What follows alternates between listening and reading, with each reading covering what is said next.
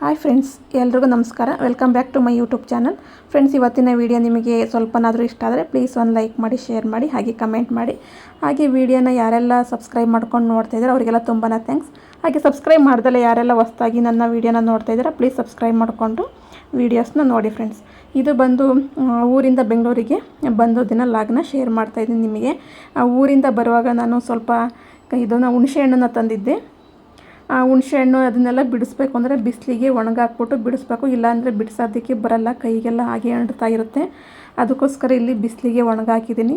ಒಣಗಾಕಿ ಇಷ್ಟನ್ನು ಬಿಡಿಸಿದ್ದೀನಿ. ಸಿಪ್ಪೆ ಅದ್ರದ್ದು ಬೀಜ ಎಲ್ಲ ತೆಗೆದುಕೊಟ್ಟಿದ್ರು.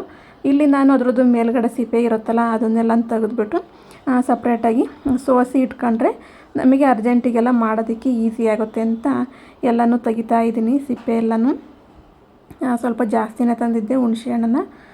ಹುಣಸೆಹಣ್ಣು ಪ್ರತಿಯೊಂದು ಅಡುಗೆಗೂ ಬೇಕೇ ಬೇಕು, ಅದಕ್ಕೋಸ್ಕರ ಹುಣಸೆಹಣ್ಣು ತಗೊಂಡಿದ್ದೆ. ಮತ್ತು ಮನೆಯೆಲ್ಲನೂ ಕ್ಲೀನ್ ಮಾಡಿ ಹಾಗೆಯೇ ಬೆಳಗ್ಗೆ ತಿಂಡಿಗೆ ಚಿತ್ರಾನ್ನ ಮಾಡಿ ಸ್ವಲ್ಪ ತರಕಾರಿ ಎಲ್ಲ ಖಾಲಿಯಾಗಿತ್ತು. ಈಗ ಊರಿಗೆ ಹೋಗ್ತೀವಿ, ಹೋದ್ಮೇಲೆ ಬರೋದಕ್ಕೆ ಆಗಲ್ಲ, ಏಕೆಂದರೆ ಒಂದು 2-3 ದಿನ, ಒಂದು 4-5 ದಿನವೇ ಆಗುತ್ತೆ.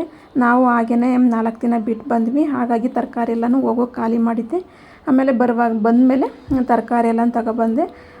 ಬಂದುಬಿಟ್ಟು ಎಲ್ಲನೂ ಜೋಡಿಸಿದ್ದೀನಿ. ತರಕಾರಿ ರೈಟ್ ಅಂತೂ ಸಿಕ್ಕಾಬಟ್ಟೆ ಜಾಸ್ತಿ ಆಗಿದೆ. ಪ್ರತಿಯೊಂದು ತರಕಾರಿನೂ ಅಷ್ಟೇ 80-90 ಆಗಿದೆ ಕೆಜಿ. ನಾನಿಲ್ಲಿ ಎಲ್ಲನೂ ಸ್ವಲ್ಪನೇ ತಂದಿದ್ದೀನಿ, ನೋಡ್ತಾ ಇರ್ಬೋದು. ಎಲ್ಲ ಅರ್ಧ ಕೆಜಿ, 1/4 ಕೆಜಿ ಈ ರೀತಿ ತಂದಿದ್ದೀನಿ. ಟೊಮೊಟೊ ಅಂತೂ 30 ರೂಪಾಯಿ ಆಗಿದೆ ನಮ್ಮ ಕಡೆ. ಹಾಗೆ ಕೊತ್ತಂಬರಿನೂ ಕೂಡ ಅಷ್ಟೇ 40 ರೂಪಾಯಿ ಕಟ್ಟು. ಮತ್ತು ಕರಿಬೇವು ಅಷ್ಟೇ 5 ರೂಪಾಯಿ ಇದ್ದದ್ದು 6 ರೂಪಾಯಿ ಮಾಡಿದ್ದಾರೆ. ಇನ್ನು ಬಂದು ಈ ಕ್ಯಾರೆಟು ಅಷ್ಟೇ, ಕ್ಯಾರೆಟು, ಈ ಬೀಟ್ರೋಟು ಇದೆಲ್ಲ ಬಂದು 80 ರೂಪಾಯಿ 90 ರೂಪಾಯಿ. ಹಾಗಲಕಾಯಿನೂ ಅಷ್ಟೇ ಜಾಸ್ತಿ ಆಗಿದೆ. ನಾನೆಲ್ಲನೂ ಸ್ವಲ್ಪನೇ ತಂದಿದ್ದೀನಿ. ಅದರಲ್ಲೂ ಅಂತೂ ಹೂವಂತೂ ಸಿಕ್ಕಾಬಟ್ಟೆ ರೇಟು ಜಾಸ್ತಿ. ನಾನು 100 ಗ್ರಾಮು ಇಲ್ಲ, ಅದಕ್ಕೇ 70 ರೂಪಾಯಿ ತೊಗೊಂಡ್ರು. ಇನ್ನು ಪೂಜೆ ಮಾಡೋದಕ್ಕೆಲ್ಲ ಹೂವು ಬೇಕೇ ಬೇಕು, ಅದಕ್ಕೋಸ್ಕರ ಹೂವು ಕೂಡ ತೊಗೊಬಂದೆ. ಅದ್ರ ಜೊತೆ ಮತ್ತು ಸ್ವಲ್ಪ ಬೆಳ್ಳುಳ್ಳಿನೂ ಅಷ್ಟೇ ಜಾಸ್ತಿ ತರಕ್ಕೆ ಹೋಗಲಿಲ್ಲ. ಅದರಲ್ಲಾಗಿ ಈರುಳ್ಳಿನ ಒಂದು 2.5 ಕೆಜಿ ಈರುಳ್ಳಿ ತೊಗೊಂಡೆ. ಮತ್ತು ಒಂದು ಪಂಪ್ಕಿನ್ ತೊಗೊಂಡೆ. ಹಾಗೆ ಬಜ್ಜಿ ಮೆಣಸಿನ್ಕಾಯಿನ 2 ತೊಗೊಂಡೆ. ಬಜ್ಜಿ ಮೆಣಸಿನ್ಕಾಯಿ ತುಂಬಾ ಖಾರ ಇತ್ತು, ಅದನ್ನು ಒಂದು ಬಳಸಿದ್ದೆ. ಮತ್ತು ಹೀರೆಕಾಯಿನೂ ಕೂಡ ತಂದಿದ್ದೆ. ಇಷ್ಟು ತರಕಾರಿಗೆ 700 ರೂಪಾಯಿ ಆಯಿತು. ಯಾವುದೂ ಅಷ್ಟೇ ಜಾಸ್ತಿ ತೊಗೊಂಡಿಲ್ಲ, ಎಲ್ಲನೂ ಸ್ವಲ್ಪನೇ ತೊಗೊಂಡೆ. ಆದರೂ ಕೂಡ ತರಕಾರಿ ರೇಟು ತುಂಬ ಅಂದರೆ ತುಂಬಾ ಜಾಸ್ತಿ ಆಗಿದೆ. ಇಷ್ಟು ದಿನ ಮಿಡ್ಲ್ ಕ್ಲಾಸ್ ಫ್ಯಾಮಿಲಿ ಒಂದು ಮಂತ್ಲಿ ಖರ್ಚು ಅಂದರೆ ರೇಷನ್ನು ಮತ್ತು ಈ ತರಕಾರಿಯಿಂದ ಒಂದು 10,000 ಆಗೋದು. ಆದರೆ ಇವಾಗ ಒಂದು 5,000 ಜಾಸ್ತಿನೇ ಆಗುತ್ತೆ, 15,000 ಬೇಕಾಗುತ್ತೆ ಅಂತಲೇ ಹೇಳ್ತೀನಿ. ಹಾಗೆ ಒಂದು ಕರ್ಬೂಜನೂ ತಂದಿದ್ದೆ. ಅದು ನನ್ನ ಮಗ ಜ್ಯೂಸ್ ಮಾಡೋವರೆಗೂ ಬಿಡನೇ ಇಲ್ಲ. ಜ್ಯೂಸ್ ಮಾಡಿದೆ, ಅವನಿಗೂ ಸ್ವಲ್ಪ ಕೊಟ್ಟು ನಾನು ಸ್ವಲ್ಪ ಕುಡಿದೆ. ಈ ಬೇಸಿಗೆಯಲ್ಲಂತೂ ಯಾವುದಾದ್ರೂ ಒಂದು ಜ್ಯೂಸು ಇರಲೇಬೇಕು, ಅಷ್ಟು ಬೇಸಿಗೆ ಜಾಸ್ತಿ ಆಗಿಬಿಟ್ಟಿದೆ. ಹಾಗೆ ಪಾತ್ರೆ ಎಲ್ಲ ತೊಳಿಬೇಕು. ಪಾತ್ರೆ ಎಲ್ಲ ತೊಳೆಯೋದಕ್ಕೆ ಅಂತ ಇಟ್ಟಿದ್ದೀನಿ. ಇವಾಗ ನನ್ನ ಮಗನ ಚಿತ್ರಾನ್ನನೂ ಹಾಕ್ಕೊಟ್ಟಿದ್ದೆ, ಮತ್ತು ಒಂದು ಗ್ಲಾಸಲ್ಲಿ ಜ್ಯೂಸ್ನೂ ಕೂಡ ಕೊಟ್ಟಿದ್ದೆ. ಒಂದು ಸ್ವಲ್ಪ ಚಿತ್ರಾನ್ನ ತಿಂತಾನೆ, ಒಂದು ಗುಕ್ಕು ನೀರು ಕುಡಿಯೋದಿಲ್ಲ, ನೀರನ್ನು ಇಟ್ಟಿದ್ದಾನೆ, ಜ್ಯೂಸ್ ಕುಡಿತಾನೆ. ಅಷ್ಟು ಯಾವಾಗಲೂ ದಾವ್ ಆಗ್ತಾನೆ ಇರುತ್ತೆ, ಎಷ್ಟು ನೀರು ಕುಡಿದ್ರೂ ಸಮಾಧಾನ ಆಗಲ್ಲ. ಹಾಗೆ ಜ್ಯೂಸ್ ಕುಡಿದ್ರೆ ಒಂದು ಸ್ವಲ್ಪ ಪರವಾಗಿಲ್ಲ ಅನಿಸುತ್ತೆ. ಎಲ್ಲ ಜ್ಯೂಸ್ ಎಲ್ಲ ಕುಡಿದ್ವಿ. ಹಾಗೆ ಸಂಜೆನೇ ಸ್ವಲ್ಪ ಪಾರ್ಕಿಗೆ ಹೋಗೋಣ ಅಂತ ಹೋದ್ವಿ. ಪಾರ್ಕಲ್ಲಿ ಗಮನಿಸ್ತಿರ್ಬೋದು, ನಾವೀಗ ಪಾರ್ಕಿಗೆ ಹೋದಾಗ 5:15 5:45 ಆಗಿತ್ತು. ಪಾರ್ಕಲ್ಲಿ ನೋಡಿ ಒಬ್ಬರು ಜನನೇ ಇಲ್ಲ. ಡೈಲಿ ಎಷ್ಟು ಜನ ಮಕ್ಕಳು ಬರೋರು ಅಂದರೆ, ಎಲೆಕ್ಷನ್ಗಿಂತ ಮುಂಚೆ ಹೋಗ್ತಾಯಿದ್ದು ಡೈಲಿ ತುಂಬ ಅಂದರೆ ತುಂಬಾ ಮಕ್ಕಳು ಬರೋರು. ಇವತ್ತು ನೋಡಿ ಪಾರ್ಕೆಲ್ಲ ಬಿಕೋ ಅಂತೈತೆ, ಜನ ಯಾರೂ ಇಲ್ಲ. ಎಲೆಕ್ಷನ್ ಎಲ್ಲ ಇತ್ತಲ್ಲ, ಹಾಗಾಗಿ ಎಲ್ಲರೂ ಊರ ಕಡೆಗೆ ಹೋಗಿದ್ದಾರೆ. ಮತ್ತು ಇವಾಗ ಬೇರೆ ಹೆವಿ ಬಿಸಿಲು, ಅದಕ್ಕೋಸ್ಕರನೂ ಯಾರೂ ಕೂಡ ಬಂದಿಲ್ಲ. ಮತ್ತು ಮಕ್ಕಳಿಗೆ ಸಮ್ಮರ್ ಹಾಲಿಡೇ ಇರೋದ್ರಿಂದ ಅವರು ಕೂಡ ಕೆಲವರು ಊರಿಗೆ ಹೋಗಿರೋ ಚಾನ್ಸ್ ಇರುತ್ತೆ. ನಾವು ಇನ್ನೊಂದು ಸ್ವಲ್ಪ ದಿವಸ ಊರಲ್ಲಿ ಇರಬೇಕಿತ್ತು, ಆದರೆ ನಾವೇ ಊರಿಂದ ಬಂದುಬಿಟ್ಟಿದ್ದೀವಿ ಅಂತ ಅನಿಸುತ್ತೆ. ಅಷ್ಟು ಯಾರೂ ಕೂಡ ಪಾರ್ಕಲ್ಲಿಲ್ಲ. ಎಲ್ಲೋ ನೋಡಿ ಒಂದಿಬ್ಬರು ವಾಕ್ ಮಾಡ್ತಿದ್ದಾರೆ ಅಷ್ಟೇ, 1-2-3 ಜನ ಅಷ್ಟೇ ವಾಕ್ ಮಾಡ್ತಿರೋದು ಪಾರ್ಕಲ್ಲಿ. ಒಬ್ಬರು ಕೂಡ ಮಕ್ಕಳು ಯಾರೂ ಕೂಡ ಇಲ್ಲ ಆಟ ಆಡೋದಕ್ಕೆ. ಮತ್ತು ವಾಕ್ ಮಾಡೋರು ಅಷ್ಟೇ, ಅವ್ರ ಸಂಖ್ಯೆನೂ ಕೂಡ ಕಡಿಮೆ ಆಗಿದೆ.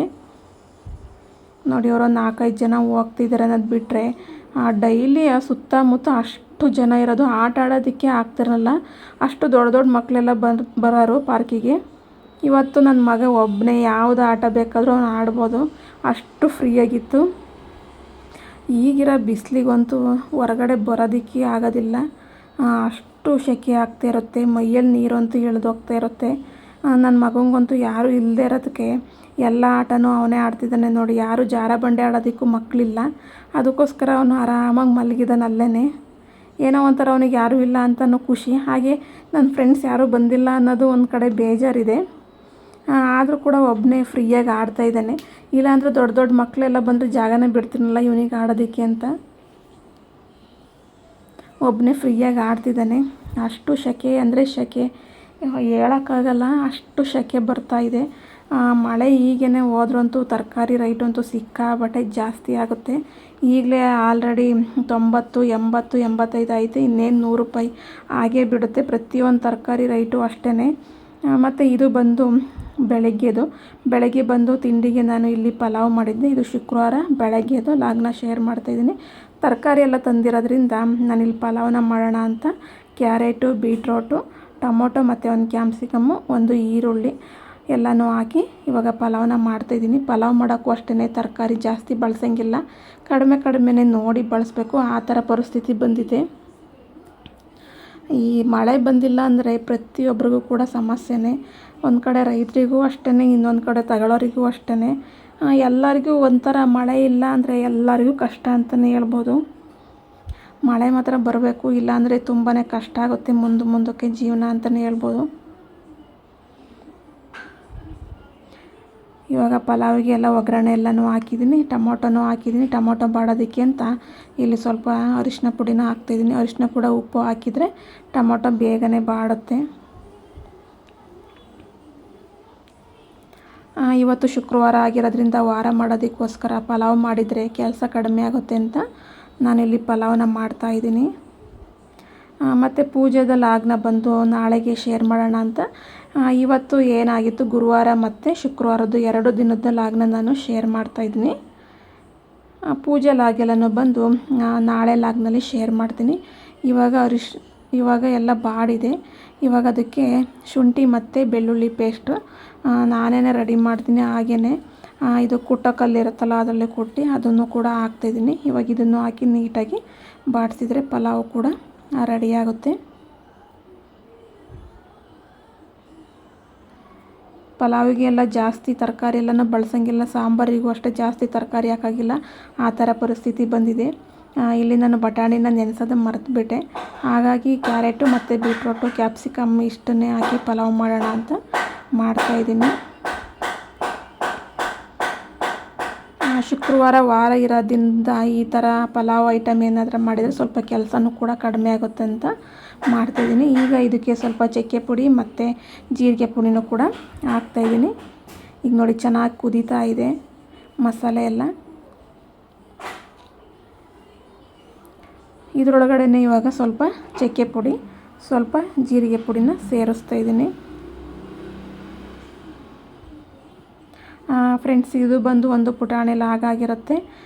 ಊರಿಂದ ಬಂದಮೇಲೆ ಏನು ಕೆಲಸ ಮಾಡೋದಕ್ಕೆ ಮೂಡಿರಲ್ಲ, ಏಕೆಂದರೆ ಮನೆಯೆಲ್ಲ ಗಲೀಜಾಗಿರುತ್ತಲ್ಲ, ಅದಕ್ಕೋಸ್ಕರನೇ ನಾನು ಏನು ಜಾಸ್ತಿ ವೀಡಿಯೋನೂ ಕೂಡ ಮಾಡೋಕ್ಕಾಗಲಿಲ್ಲ. ಇದು ಒಂದು ಪುಟಾಣಿ ಲಾಗನ್ನ ಶೇರ್ ಮಾಡ್ತಾಯಿದ್ದೀನಿ. ನಿಮಗೆ ಈ ಒಂದು ವಿಡಿಯೋ ಇಷ್ಟ ಆದರೆ ಪ್ಲೀಸ್ ಒಂದು ಲೈಕ್ ಮಾಡಿ, ಶೇರ್ ಮಾಡಿ, ಹಾಗೆ ಕಮೆಂಟ್ ಮಾಡಿ, ಹಾಗೆ ಸಬ್ಸ್ಕ್ರೈಬ್ ಮಾಡಿಕೊಂಡು ವೀಡಿಯೋಸ್ ನೋಡಿ ಫ್ರೆಂಡ್ಸ್. ಇವಾಗ ತರಕಾರಿ ಎಲ್ಲ ಚೆನ್ನಾಗಿ ಮಸಾಲೆಯಲ್ಲಿ ಕುದೀತಾ ಇದೆ. ಇವಾಗ ಇದಕ್ಕೆ ಸ್ವಲ್ಪ ಹೆಚ್ಚಿಟ್ಟಿರೋಂಥ ಕೊತ್ತಂಬರಿನೂ ಕೂಡ ಸೇರಿಸ್ತಿದ್ದೀನಿ. ಕೊತ್ತಂಬರಿನೂ ಅಷ್ಟೇ ಮೊದಲೆಲ್ಲ ಎಷ್ಟು ಕಡಿಮೆ ಇತ್ತು, ಇವಾಗಂತೂ ಸಿಕ್ಕಾಬಟ್ಟೆ ರೈಟು. ಏನಕ್ಕೆ ಇಷ್ಟು ರೈಟು ಅಂತ ಅವ್ರೂ ಕೇಳೋಂಗಿಲ್ಲ. ಎಲ್ಲರೂ ಹೇಳೋದು ಒಂದೇ ರೀಸನ್ನು, ಮಳೆ ಆಗಿಲ್ವಲ್ಲ, ಅದಕ್ಕೋಸ್ಕರನೇ ತರಕಾರಿ ಎಲ್ಲ ಸಿಕ್ಕಾಬಟ್ಟೆ ರೈಟ್ ಆಗಿದೆ ಅಂತ. ಈಗ ಮಸಾಲೆ ಎಲ್ಲ ಕುದ್ದಿದ್ದೆಲ್ಲ, ಅದಕ್ಕೆ ನಾನು ಇವಾಗ ಅಕ್ಕಿನ ಸೇರಿಸ್ತೀನಿ. ತೊಳೆದು ನೆನೆಸಿಟ್ಟಿರೋಂಥ ಅಕ್ಕಿಗೆ ಇವಾಗ ಪಲಾವು ರೆಡಿ ಆಯಿತು. ನೋಡ್ತಾ ಇರ್ಬೋದು, ತುಂಬ ಚೆನ್ನಾಗಿ ಬಂದಿತ್ತು ಟೇಸ್ಟ್ ವೈಸು ಅಂತ. ಮತ್ತು ಉದುದ್ರಾಗಿ ತುಂಬಾ ಚೆನ್ನಾಗಿತ್ತು ಪಲಾವ್ ಮಾತ್ರ. ಬಿಸಿನೇ ತಿನ್ನಬೇಕು, ಆದರೆ ಈ ಬೇಸಿಗೆನಲ್ಲಿ ಬಿಸಿ ಪಲಾವ್ ತಿನ್ನೋದಕ್ಕೆ ಆಗಲ್ಲ. ಬಿಸಿದೇನಾರ ತಿನ್ನಬೇಕು ಅಂದರೆ ಮೈಯಲ್ಲೆಲ್ಲ ಫುಲ್ಲು ನೀರು ಬೆವರೆಲ್ಲ ಇಳಿದು ಹೋಗ್ತಾ ಇರುತ್ತೆ. ಸ್ವಲ್ಪ ಆರಿರೋದನ್ನೇ ತಿನ್ನಬೇಕು. ನೋಡಿ, ಇನ್ನೂ ಹೊಗೆ ಬರ್ತಾ ಇದೆ. ಬಿಸಿದು ತಿನ್ನಬೇಕು ಅಂತ ಅನಿಸಿದ್ರು ಕೂಡ ತಿನ್ನೋದಕ್ಕಾಗಲ್ಲ. ಇವಾಗ ತಟ್ಟೆಗೆಲ್ಲ ಹಾಕ್ತಾಯಿದ್ದೀನಿ ಸ್ವಲ್ಪ ಆರಲಿ ಅಂತ.